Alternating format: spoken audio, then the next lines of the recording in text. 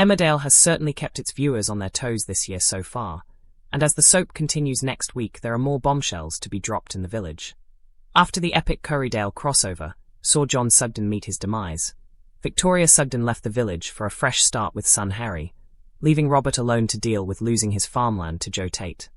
Thanks to Joe's blackmailing, Robert managed to frame Moira Dingle for the deaths of both Celia Daniels and Anya, a slave worker on Celia and Ray's horrific farm. As Moira faces time for a crime she didn't commit, Beowulf admitted to murdered Ray Walters in the hopes that it would prove Moira's innocence. Meanwhile, Cain Dingle has kept his prostate cancer diagnosis a secret from his loved ones, even Moira. Although he told Sarah Sugden the truth, the secret has started to weigh heavy on them both. Here's what's to come next in the Dales.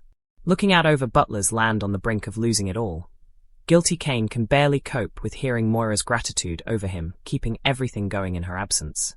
With the pressure of Joe and invoices to pay, Cain tells Sarah how Joe has truly got him snookered with the threat of prison. Sarah tells him the time has come to tell Moira the truth before things unravel any further. Meanwhile, with her own relationship suffering due to the secrets she is carrying, Sarah struggles when Kindly Belle asks what is going on. It pains Sarah she can't tell her the truth. Meanwhile, in the Woolpack toilets, after a difficult and painful urination, the sight of blood in the toilet bowl leaves Cain terrified for his future. Seeing how shaken Cain is, Liam tells him it's time for people to hear the truth about his health. Cain visits Moira in prison, and soon Moira's world falls apart after Cain tells her the cancer he said she didn't need to worry about is actually much worse. Moira struggles to hear Cain's had his diagnosis for a month, and urges him to break the news to Kyle, Isaac and the wider family. Moira's gutted to hear the latest about the farm and Joe Tate, but she tells Cain his health is more important. Cain realizes he needs to face his future head-on. The next day, Joe feels unappreciated when his master plan to add Butler's farm to the Tate empire fails to impress Kim. That afternoon, a quiet and withdrawn Cain starts the process of telling the family about his cancer. Meanwhile, Kim arrives for her prison summit with Moira, but will it go as she expects? The family are all gathered for Cain in the Woolly.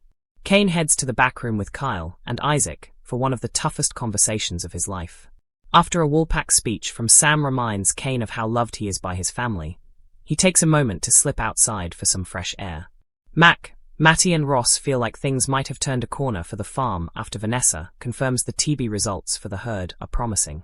Graham lets on to Rona he knew about Cain's diagnosis, and this is what motivated him to play both sides in Cain's battle with Joe. Lydia unwittingly observes a charged moment between Rona and Graham. The next day, Lydia tells Kim about spotting Graham with Rona yesterday. Kim convinces herself this info doesn't bother her, whilst Graham gives Rona an ultimatum to meet him today at 12:30, or he'll keep his distance for good.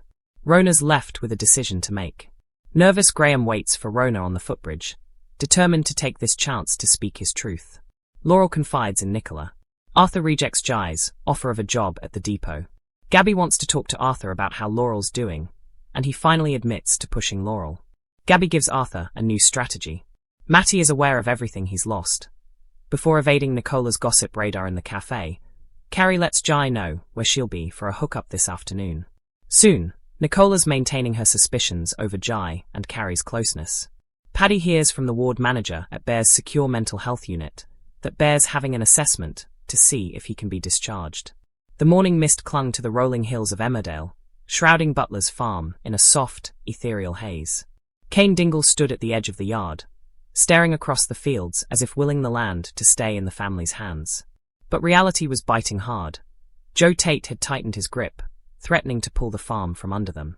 In his pocket, Cain's phone vibrated with reminders of invoices unpaid, letters demanding sums he could barely comprehend, and messages from Sarah Sugden urging him to tell Moira the truth before things got worse. Cain ran a hand over his face.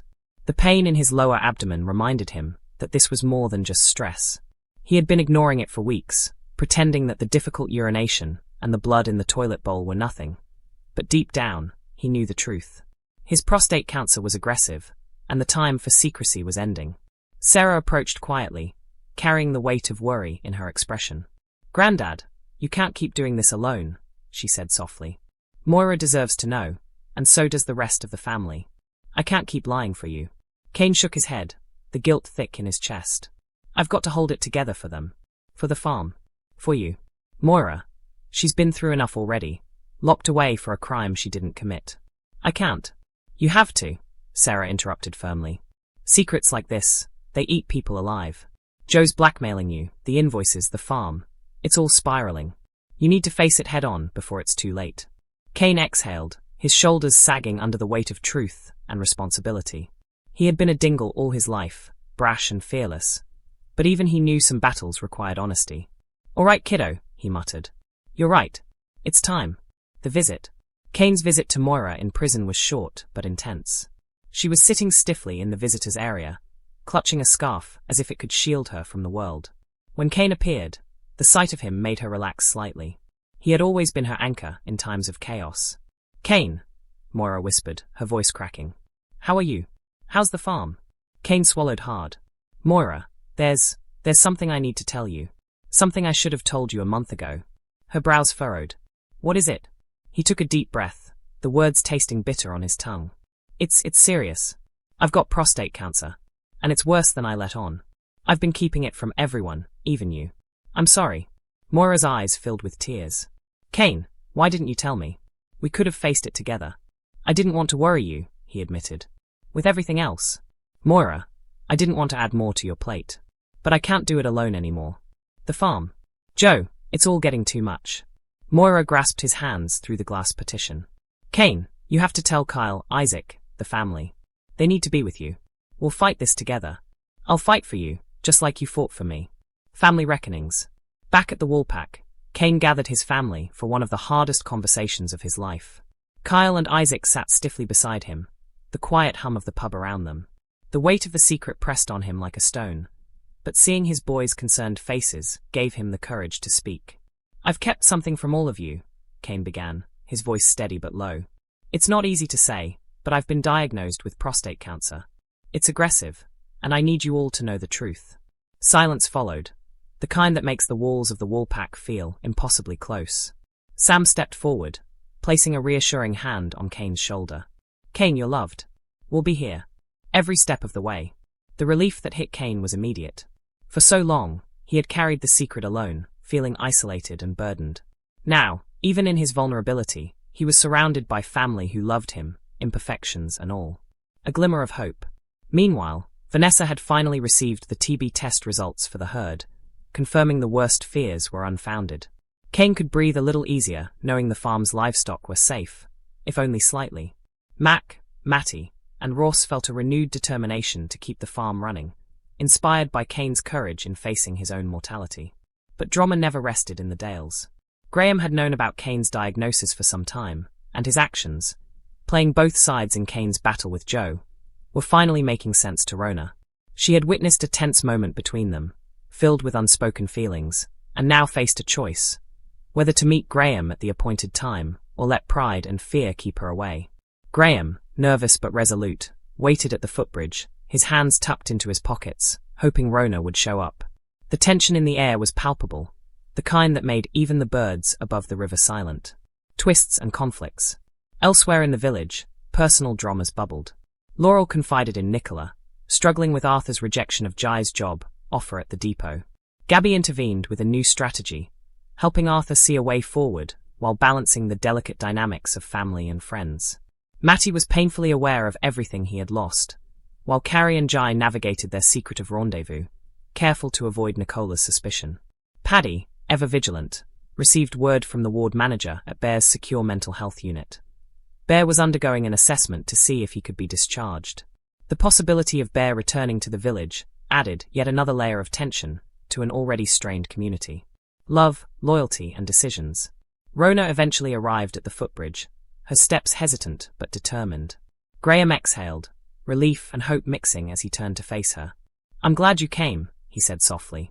I had to, Rona replied, her voice wavering. There's too much at stake, for both of us.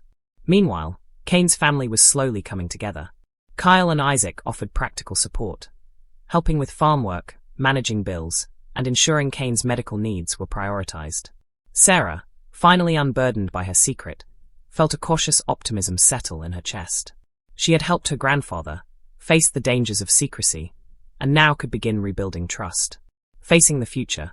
Over the next few days, Cain began his treatment discussions with doctors, while Moira worked tirelessly from prison to manage the farm's business decisions. Joe Tate, frustrated by his inability to fully control the butler's estate, felt the cracks in his plan widen. Kim's visit to Moira did not go as expected, as Moira maintained her composure while navigating complex negotiations and threats. The village, meanwhile, watched as Cain emerged from the Woolpack backroom, the first step toward transparency and hope. Sam's earlier speech had reminded him of how loved he was, and the renewed determination in his family and friends gave him strength he hadn't felt in months. Despite the trials, despite the heartbreak and the near misses with Joe, Cain realized that facing the truth, about his health, about his family, about the farm, was the only way to survive. And with Sarah, Moira, Kyle, Isaac, and the wider Dales community by his side, there was a chance that even in the midst of chaos, there could be light. Cliffhangers for next week. As the sun dipped below the horizon, casting long shadows over Butler's farm, tension lingered. Rona and Graham's decision could reshape their relationship forever. Joe Tate's schemes might yet find a loophole to strike back at the Dingles. Bear's potential return from the mental health unit could trigger events no one expected. Cain's health, though now shared, remained fragile, and each day could bring new challenges. Secrets, love, loyalty, and survival would collide once more in Emmerdale, keeping viewers glued to every heartbeat of the village. In the Dales, peace was temporary, trust was fragile, and every revelation had the power to change everything.